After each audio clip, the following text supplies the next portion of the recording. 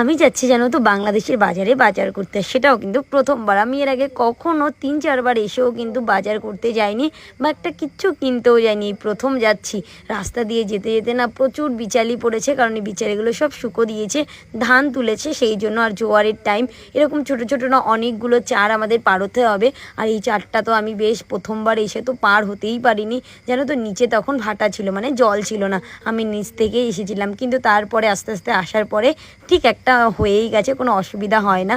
আর এটা তো আমার পার হতে গেলে 2 হাতই কাজে লাগে, বাট আমার দাদারা না ধরেই কি সুন্দর পার হয়ে ফেলে। এটা যায় যার অভ্যাসের উপরে থাকে, তাই না? তো চলো, এরপরে না যে চারটা, এটা আমার না একটু বেশি ভয় লেগেছে, কারণ তোমরা দেখো নিচে পুরো জলে জল চারিদিকটাতে, আর ওপরটাতে দেখতে পাচ্ছ তো একটা একটা সরু সরু বাস দিয়ে, এ দিয়ে তো যাওয়া ইম্পসিবল।